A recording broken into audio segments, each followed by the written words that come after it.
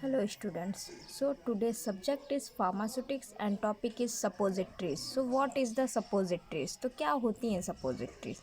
Suppositories are the solid dosage form intended for the insertion into the orifice where the melt, soften, dissolve and exert the localized and systemic effect. Suppositories solid dosage form होती हैं जो कि insert करी जाती हैं कहाँ पे, किसी ऑरिफाइस में, बॉडी के ऑरिफाइस में, जहाँ पे वो मेल्ट हो सके, सॉफ्ट हो सके, डिज़ोल्व हो सके और अपना लोकलाइज इफेक्ट जो है उसे एक्सर्ट कर सके या दिखा सके. A suppository is a drug delivery system that is inserted into the rectum, vagina, urethra where it is dissolve और मेल्ट्स. सपोजिटरीज़ क्या है? एक ड्रग डिलीवरी सिस्टम है जो कि रेक्टम में से इंसर्ट की जाए तो रेक्टल सपोजिटरीज़ हो जाती है, वेंजाइना में इंसर्ट की जाए तो वेंजाइनल सपोजिटरीज़ हो जाती है और यूरेथ्रा में अगर इंसर्ट की जाए तो यूरेथ्रल सपोजिटरी हो जाती है. वेयर इट इज़ डिज़ोल्व और मेल्ट, जहाँ पे ये डिज़ोल्व होती है और मेल्ट हो जाती है. The alternative term of delivery of the medicine via such as route और फार्मास्यूटिकल पेस्ट्री. क्या होता है? एक अल्टरनेटिव टर्म इसका एक होता है जो मतलब कि कुछ रूट से लिया जाता है डिलीवरी ऑफ एक अल्टरनेटिव टर्म होता है जो किसी डिलीवरी मेडिसिन की डिलीवरी के लिए एक अल्टरनेटिव टर्म होता है कुछ रूट से जो दिया जाता है, जिसे फार्मास्यूटिकल पेस्ट्री बोलते हैं. ओके, नाउ अब आते हैं dosage form characteristic. Dosage form characteristic like किस किस टाइप की सपोजिटरीज होती है. आते हैं rectal suppository for adult weight 2 gram and और टॉर्पेडो शेप. एडल्ट के लिए ये कितनी 2 ग्राम दी जाती है और टॉर्पेडो शेप में होती है. चिल्ड्रन सपोजिटरी वेव अबाउट 1 ग्राम में दी जाती है. जो टॉर्पेडो शेप होता है आपका वो ऐसा होता है, ये आपको दिख रहा है, ये आपका टॉर्पेडो शेप है. ओके, फिर उसके बाद हम आते हैं वेंजाइनल सपोजिटरीज. वेंजाइनल सपोजिटरीज क्या होते हैं? वेंजाइनल सपोजिटरीज वे अबाउट 3 to 5 ग्राम, इसे 3 to 5 ग्राम वे करते हैं और मोल्डेड इन ग्लोबुलर ओविफॉर्म शेप. इसे किस शेप में मोल्ड करते हैं? ग्लोबुलर शेप में, ओविफॉर्म शेप में, compressed on a tablet press में कंप्रेस करके इनटू अ कोनिकल शेप में, एक कोनिकल शेप में. जैसे कि आप देख सकते हैं जो भी हमारा शेप दिया हुआ है वो हमारा, देखिए ये पियर शेप दिया है, ये कोन शेप दिया है, ये रॉड शेप दिया हुआ है, ये शेप दिए हुए हैं. ओके, फिर उसके बाद हम आते हैं urethral suppositories. So what is the urethral suppositories? Urethral suppositories क्या होती है? Urethral suppositories called the bougies are pencil shape. Urethral suppositories क्या होती हैं? इन्हें मतलब बोगीज भी बोलते हैं और ये पेंसिल शेप में होती है. दोज इंटेंडेड फॉर मेल्स, ये मेल्स के लिए कितनी 4 ग्राम वे करके और ईच की लेंथ कितनी होगी 100 to 150 ग्राम. और फीमेल्स के लिए 2 ग्राम वे करके और ईच की लेंथ होगी 60 to 65 ग्राम. तो पेंसिल शेप आप देख सकते हैं कैसा होता है पेंसिल शेप, ये इसी तरह का होता है पेंसिल शेप, तो उसी शेप में ये बनी हुई है. ओके, फिर उसके बाद आते हैं नेजल सपोजिटरीज. तो नेजल सपोजिटरीज क्या होती है? Nasal suppositories also called the nasal bogies. Nasal bogies भी बोलते हैं या बोगेनेरिया भी बोलते हैं. नेजल बोगीज भी बोलते हैं इसे या बोगेनमेंट for the introduction into the nasal cavity, जिसे नेजल कैविटी में इंटेंड करने के लिए बनाया जाता है. They are prepared with the glycerogelatin basis. इसे ग्लिसरोजिलेटिन बेस से प्रिपेयर किया जाता है. They weigh about 1 gram and length 9 to 10 centimetre. ये इनके जो वे करके 1 ग्राम दिया जाता है और लेंथ इसकी 9 to 10 सेंटीमीटर. अगर आप किसी पेंसिल को दोनों तरफ से छील दो तो जो उसका जो शेप आता है ये उसी शेप की होती है.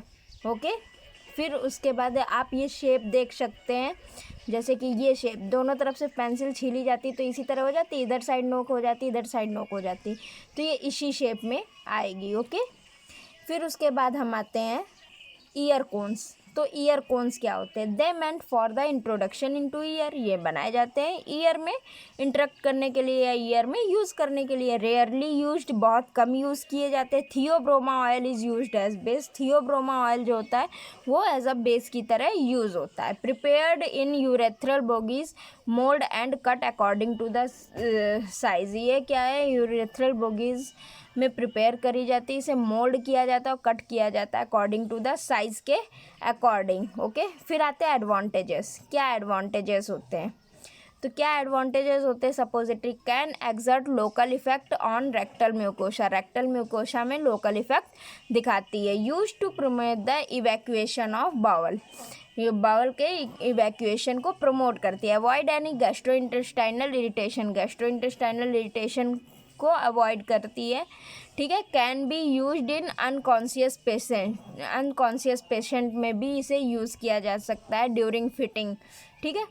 Can B use for systemic absorption of drugs, avoid first pass metabolism, इसे सिस्टमिक एब्जॉर्प्शन में किसी ड्रग के सिस्टमिक एब्जॉर्प्शन में भी यूज़ कर सकते हैं, क्या? फर्स्ट पास मेटाबॉलिज्म को अवॉइड करते हुए।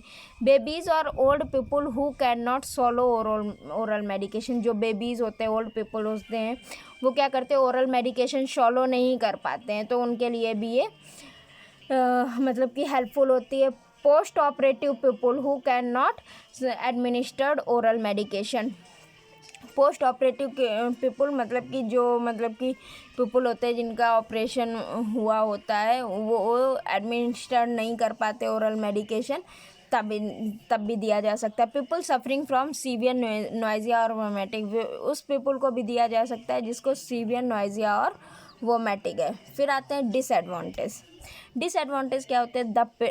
The problem of patient acceptability, patient को इसे एक्सेप्ट करने में प्रॉब्लम होती है। Suppositories are not suitable for patient suffering from diarrhoea, जो पेशेंट डायरिया से सफरिंग है या डायरिया है जिसे वो पेशेंट इसे नहीं ले सकता, उसके लिए ये सुटेबल नहीं होती। In some cases the total amount of the drug must be given will be either too irritating और in greater amount than reasonably can be placed into suppositories।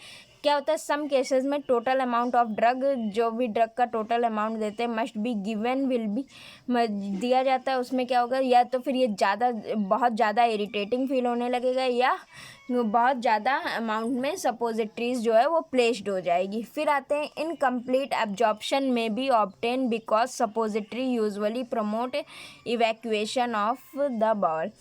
क्या होता है? इसका एब्जॉर्प्शन इनकम्प्लीट हो जाता है, क्यों? क्योंकि सपोजिटरीज जो हैं वो बाउल का इवैक्यूएशन को प्रमोट करती हैं। ओके, ये सपोजिटरीज देखिए अलग अलग टाइप की दिखाई गई हैं आपको, ये फिगर में आप देख सकते हैं, अलग अलग शेप की सपोजिटरीज हैं, ऐसे मोल्ड करी जाती हैं। ओके, फिर उसके बाद हम नेक्स्ट आते हैं सपोजिटरीज की डेफिनेशन ब्रिटिश फार्माकोपिया के अकॉर्डिंग। तो ब्रिटिश फार्माकोपिया के अकॉर्डिंग सपोजिटरीज की क्या डेफिनेशन होती है? Suppositories are the solid single dose preparation, the shape, volume and consistency of suppositories are suitable for rectal administration. Suppositories क्या है? Solid dosage, solid single dose preparation है जिसका shape, volume और consistency जो है वो सुटेबल रेक्टल के administration के हिसाब से बनाया गया है। फिर उसके बाद आते हैं आइडियल सपोजिटरीज बेस कैसे होते हैं। तो कैसे होते हैं ideal suppositories base? It should be melt at rectal temperature और dissolve the disperse in body fluid. ये क्या होते हैं? ये रेक्टल टेम्परेचर पे मेल्ट हो जाते हैं, रेक्टल टेम्परेचर हमारा कितना 36 डिग्री सेंटीग्रेड पे, और डिज़ोल्व हो जाते हैं, डिस्पर्स हो जाते हैं बॉडी फ्लूइड पे। रिलीज मेडिकामेंट ईजिली, मेडिकामेंट को ईजिली रिलीज़ करते हैं। ठीक है।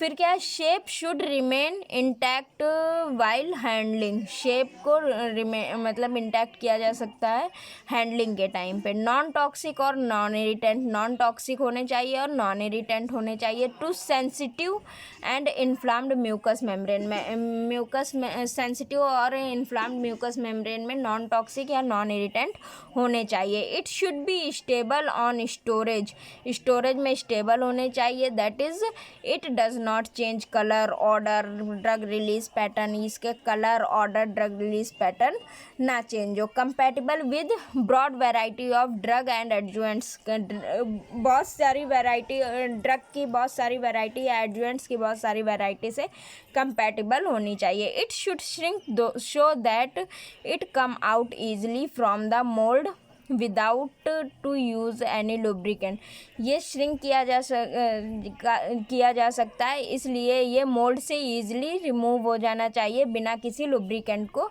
यूज़ किए हुए। फिर उसके बाद फॉर फैटी बेसिस के लिए कुछ एडिशनल सफिकेशन रिक्वायर्ड है।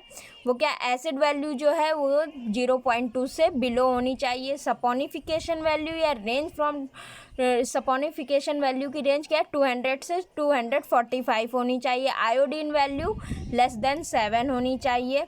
The interval point and solidification point is small, interval point या सॉलिडिफिकेशन पॉइंट हो वो स्मॉल होना चाहिए। अब हम आते हैं सपोजिटरीज बेसिस का क्लासिफिकेशन, कैसा क्लासिफिकेशन है। सपोजिटरीज बेसिस जो है वो मेनली 3 पार्ट्स में डिवाइडेड है। Fatty basis, water soluble basis या water miscible basis, emulsifying basis. Fatty basis क्या होते हैं, they melt at body temperature, ये हमारे बॉडी टेम्परेचर पे मेल्ट होते हैं।